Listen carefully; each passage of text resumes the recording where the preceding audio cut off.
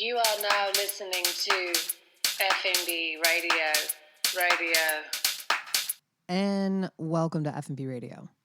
My name is Lindsay Collins, and I am your host. I'm coming to you on a Saturday. Well, I mean, I don't know when I'm coming to you. I might be coming to you on a Tuesday. I don't know when you listen to this show, but the show's supposed to come out on a Friday, and it's coming out on a Saturday. And I apologize for being tardy to the party, but I had a little bit of a family emergency. Everyone is fine. I just want to put that out there. No one is not fine. Everyone's fine. But there was some shit I had to take care of. It's going to be kind of an ongoing situation, but like I said, it is under control and everybody's good. And I don't want to scare anyone. It's fine. But we did have to postpone/cancel the October 15th art show. I'm just absolutely devastated about that part of it. The rest of it is fine because it's, you got to do what you got to do. And it just couldn't be helped. You know how people say things like unforeseen circumstances, which is weird because I'm like, aren't all circumstances unforeseen in a way? Unless you're like, you have a crystal ball and you're not a scam artist. I think there are people who can look into crystal balls, but I think a lot of them are scam artists. But anyway, no one can really foresee the future, and that's the whole point. So I think it's weird when people are like, due to unforeseen circumstances. But yeah, we had to postpone/cancel. We ended up, that date was not going to work. And then there's so many moving parts and so many people involved that it was like almost impossible to get it rescheduled this year, which seems crazy because it's only, September 3rd? But there's just not that many weekends between now and 2023, if you think about it and include the holidays and include times when people are just, blackout dates or traveling. So it's a real sad thing for me, but thank you so much to everyone that reached out and was like, hey, what happened to the tickets? You guys were going to release tickets, and I tried to buy them because it made me realize how excited people were for the event, and that feels really good. And that has encouraged me to definitely postpone it, not just cancel it. So we're going to do it in 2023 when things kind of are a little bit quieter and people are around and want something to do. There's always that time of year where people are like, it's usually in February, post-holidays, people are just like kind of sick of staying inside, but I don't really want to do it, I'm not ready for spring. I need something in between. It's like the hump day of the year. February is sort of the hump day. It's the Wednesday of the year. Yeah, we're going to do it. I don't know when. I'm not going to commit to any dates right now because I got to talk to the artists and figure out when we can reschedule it. But it did break my heart. Oh my God. Because there was just so many things moving. And I was like, wait. I mean, I had the glasses rented. I had the chairs rented. Robert Pratt had tested recipes. We had it all dialed in.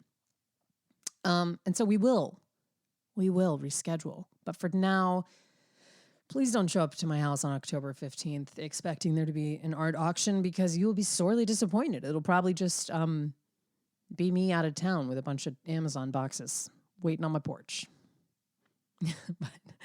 but again, I'm so sorry for the fake out and so sad to not be able to do it because it was going to be kind of the highlight of my holiday season. But Jeremy's got some fun stuff coming up still. Like he's going to do a couple shows and he's working on really great paintings. So regardless, look for stuff from him because that's definitely still in the works. We just had to cancel the event. I'm sad. But, on that note, I just want to say the last week has been like pretty chaotic. Things kind of came out of nowhere that I wasn't expecting and am not equipped to deal with just on my own. And so it makes you realize like immediately how much shit you do and you just get in your own little world and think everything is so urgent and important. And then something actually serious or semi-serious happens and you're just like, dude, none of that matters. And I'm not saying you shouldn't have goals and you shouldn't do stuff, like definitely do. But my takeaway from this kind of unexpected situation is that doing less things better, more effectively, with more detail, with more attention is way better than doing a bunch of things kind of haphazardly just because. Like, I feel like I've gotten really into this like busy place where I'm always talking about how busy I am. And I know we're all busy.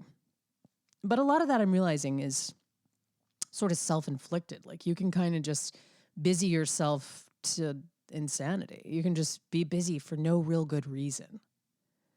And the people in your life, whoever they are, your friends, your family, your parents, your kids, your dog, your coworkers, your clients, your loved ones, they need you, you know?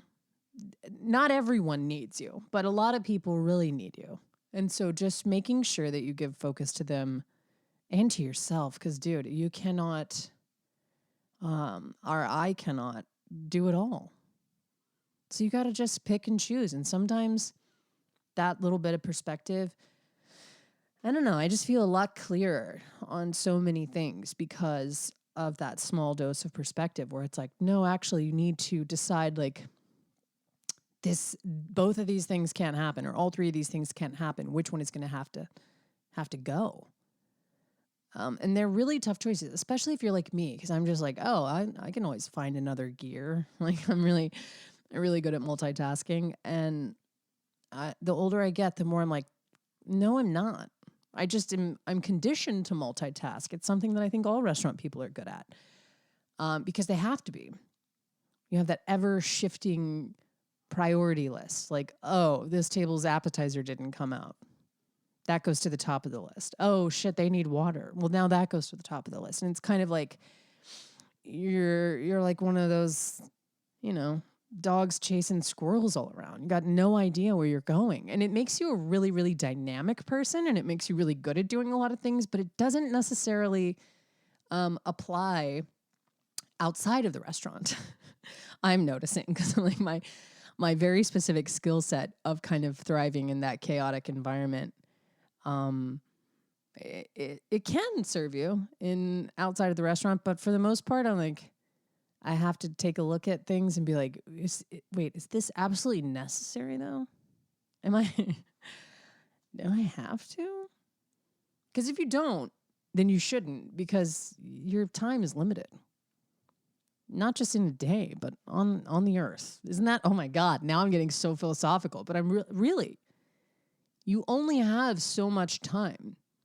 So being really, really intentional about how you spend it, it's just kind of been thrown in my face lately. Like, I got acupuncture, so I was having like crazy stress, and I went and I got acupuncture for the first time, and I loved it. Oh my God. Like, I'm obsessed with it as a stress management practice. It is incredible. But as I was talking to her, and this happens to me a lot when I've been to therapy before, or seen a doctor of any kind, and I start like having to explain my situation and my lifestyle and my everyday to someone else that doesn't know me. I'm forced to say it out loud and kind of give them the full picture of my life. And I'm always like, wow, this sounds like psycho. This sounds like someone who's overdoing it. This sounds like someone who has too many fucking irons in the fire. And so it's very eye-opening to be like, what are the things I actually want to get done? Maybe you have that in your life too. Maybe you're like just kind of keeping up with other people.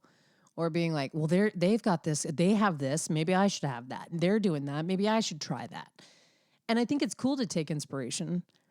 And some things can be for you. But I think a lot of times it's like how you subscribe to shit on your phone, or I do, and then I can never cancel it. So I'm just paying thousands of dollars for services that I don't even want. I'm like, why do I have a metronome app? Do I really practice? What am I, Beethoven? I'm practicing that much that I need to pay $12.99 a month for a metronome on my phone? No. One day I bought that, downloaded a free trial, never could figure out how to uninstall it or cancel the subscription. And now I'm on the hook for $12.99 a month. And you can multiply that times like 20 other things that I'm just auto-subscribed to. Audible? When's the last time I listened to a book on Audible? I can tell you, Never. One time I started Anthony Bourdain's first novel on there. Even that I didn't listen to. I mean, I just never, I'm not ever going to listen to Audible because I edit podcasts for a living. And I don't want to, when I'm actually reading a book, I want to read it with my eyes. I don't want to listen to it. So I think you auto subscribe to a bunch of shit in your life, not just apps, but like, I should probably be doing that. I should probably start that. I should probably get into that. And then before you know it, if you're a person like me, you have way too much shit going on. And maybe you're not giving your time and your attention and the proper respect that is due to the people around you who need you for different reasons, who need you physically, but probably mostly need you emotionally. And so I'm like, yeah, without getting too on my soapbox, my goal is to try to rein it in and be like, what do I actually give a fuck about? And that's hard to say because I mean, there's a lot of shit that I give a fuck about, but I only have so many hours. So part of this time of year, and that's kind of why I love the fall. I mean, I feel like everybody says they love fall. Whatever season it is, people are like, oh yeah, fall's my favorite. And then when spring rolls around, they're like, spring is definitely my favorite. We just want a new season because we're sick of the old one, and change, especially in the seasons, can feel really good. But fall really is my favorite season, not just in like the type of food, but the celebrations, the time of year, the temperature outside, the feelings outside, like how it just looks and feels, the clothes you get to wear. I'm just all about it. And I know that I'm not out there drinking a pumpkin spice latte, but it doesn't make me any less in love with fall. And no disrespect. If you like pumpkin spice, treat yourself. I don't. I drink coffee black because I'm a psycho. I read a study that makes you a psycho. And I'm okay with that. But I think about fall and I'm like, oh, this is the time for me to like evaluate, what's left in my year and what can I get done? What needs to get done, or what's going to just kind of fall away? Get it? Fall away. And so that's why I love this time. I'm just kind of cleaning house, taking stock. And that's not to say that's why we canceled the event. It was really just a matter of rescheduling that many people was not possible, and that date wasn't going to work for me with my family situation. But I think it still applies. It's definitely like been at top of mind ever since the insanity of last week took over my life. I realized it's just great perspective to have, because, you don't want to be the one that's at the end of your year being like, why did I let them take up so much of my time? Whoever they are. But anyway, speaking of that, it's the weekend and I'm going to go meet my sister at our favorite place as a family. Okay, let me just give you that caveat because I don't have a favorite restaurant. I mean, that's not true. I do, but I don't want to say it on here because people get upset. But our favorite restaurant as a family is currently Rancho Lewis. It's John Lewis's Tex-Mex place. It's a fucking delight, okay? It's amazingly legit Tex-Mex. I get the fajitas at lunch because you get chicken and steak, pinto beans.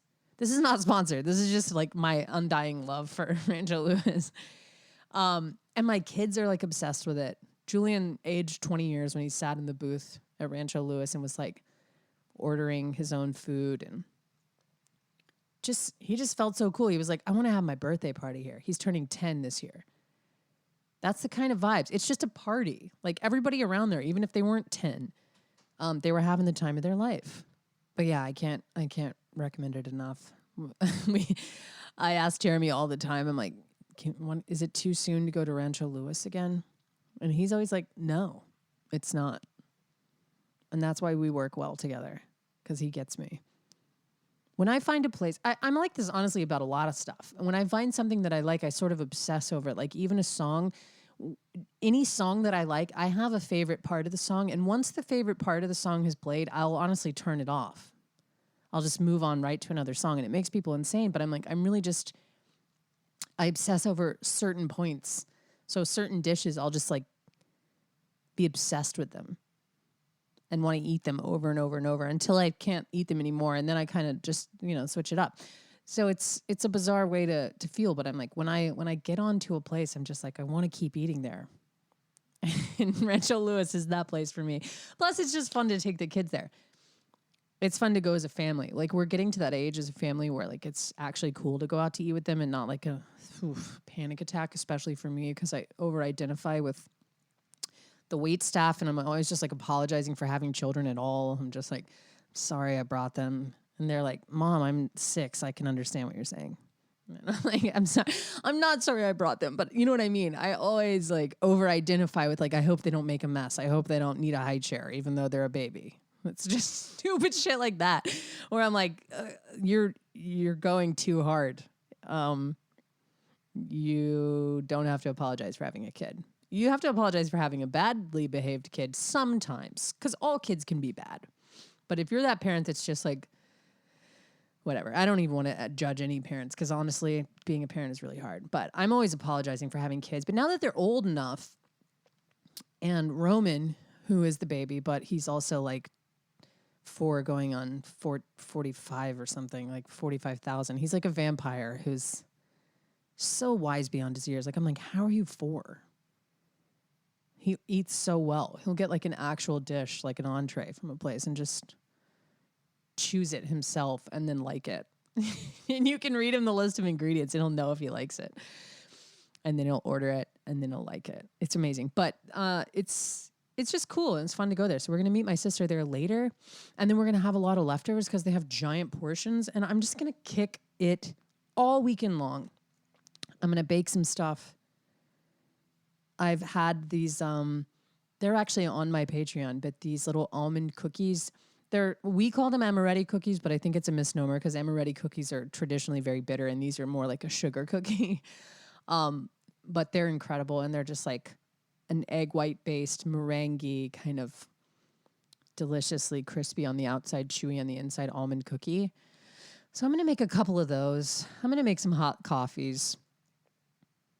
I'm going to live my life. I'm going to put on a sweater and turn up the AC. I hope you do the same. It's my dad's birthday. Happy birthday. I don't know that he listens to this show, but if he does, I love you. My dad is the best. He's turning 69. And everybody says their dad's the best, but other people say that my dad's the best. You know what I'm saying? Like, I say it, but so do other people. I don't say that I'm not like, oh man, Bill's dad, he's the best. But everybody's always like, dude, Lindsay's dad, he's the man. And he is. And he's been on my mind a lot lately this week. And I'm happy that he's getting to live his life. He requested no visitors for his birthday, and that's why he's my man. He was like, honestly, I've had company for the last 4 weeks. I just want to chill. And I was like, that sounds awesome. So happy birthday, Dad. Love you. I love you all. I hope you enjoy your weekend. Maybe I'll see you at Rancho Lewis. I'm gonna only try to go once this weekend. And I think I already said this, but this isn't sponsored. This is just pure love for Rancho Lewis and all things Tex-Mex. I love you. I hope you guys have a great weekend. Enjoy the holiday. Kick your feet up. Tell your family you love them. Tell your loved ones you love them. Tell your friends you love them. I'll see you next week. Bye. Bye. Oh, wait. Rate and review the show. You guys are so good about this. Every time I say and remind you, someone does. And then when I don't say it, no one does. And so I realize that it's on me to say it at the end of every show. But if you rate and review the show, it helps the show get seen and heard and loved, which is all we want, right? I love you. I'll see you next week. Bye, bye, bye.